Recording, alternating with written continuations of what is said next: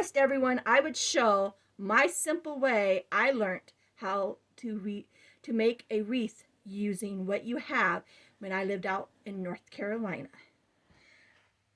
I was taught that you could use whatever pan you found to determine the size of your wreath. So first you pick your size. We'll go with this pot. Then you have your material.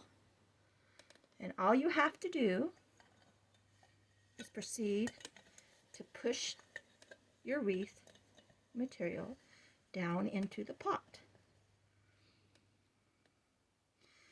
This is a simple way of continuing a wrap style wreath with using a form in a unique way. The lady that taught me this would make these with the grapevines in the honeysuckle that she had growing in her backwoods.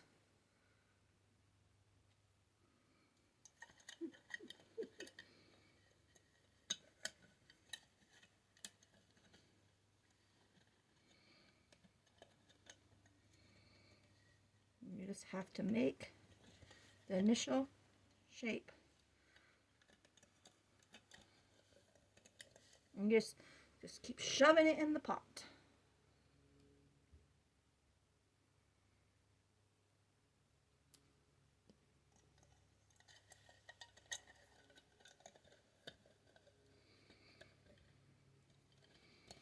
This is to make a rustic looking wreath. We're not going for perfection. We are just going for a quick, easy looking form of a wreath. And you try to make it so that if you have thick on one end and thin on the other, then you put your thick on the other end and roll. Oops, see, again, we just move on.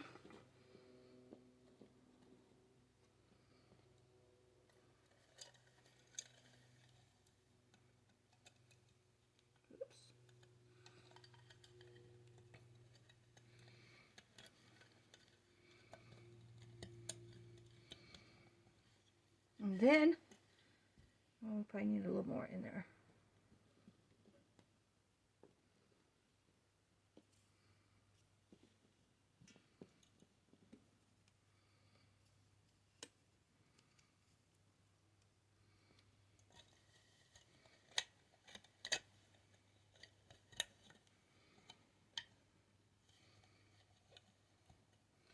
Now, for sake of filming, we're just going to call that good. You can make it thicker if you want by adding more material.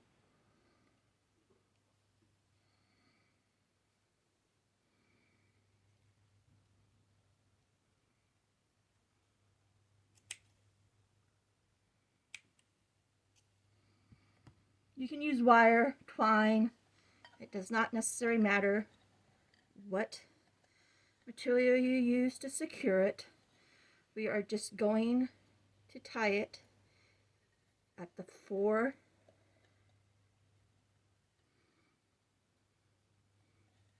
apexes or crisscross.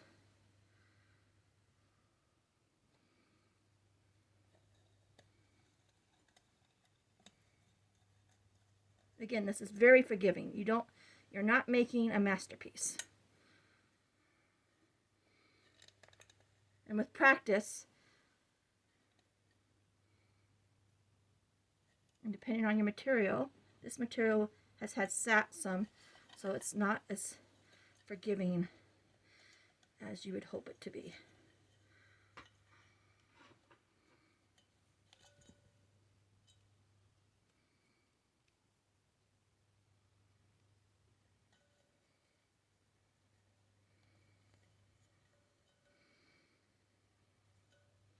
This is just to show that you don't need to have a form with nails, wood. You can just use something that you have in your kitchen to get a little creative with nature.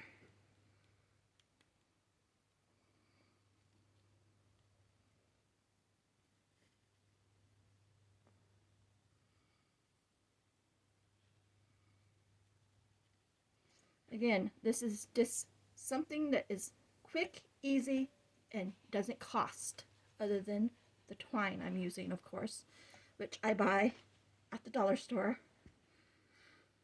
It's just plain jute twine. And this is really fun for children to do because they can see an immediate result of them using some piece of nature to create something right with their very own hands.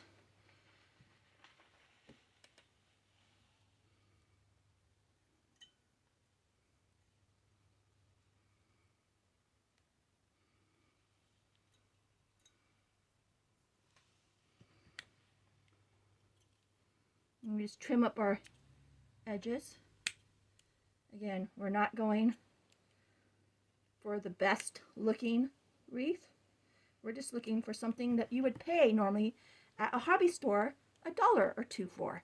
And we made with this our pot in our house from our kitchen.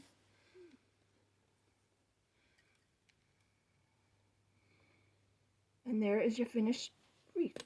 Again, the shape is only determined by the pot size of the pot.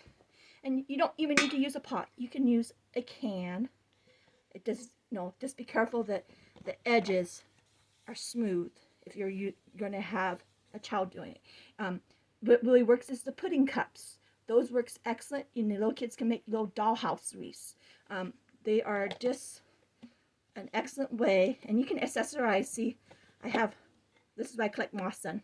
I go out, and when there's a windstorm and it hasn't rained and it's dry and Mother Nature just knocks it down from the tree for me, I go out with my can and gather it, put a lid on it, and store it for when I need to make my creations, and I can just accessorize.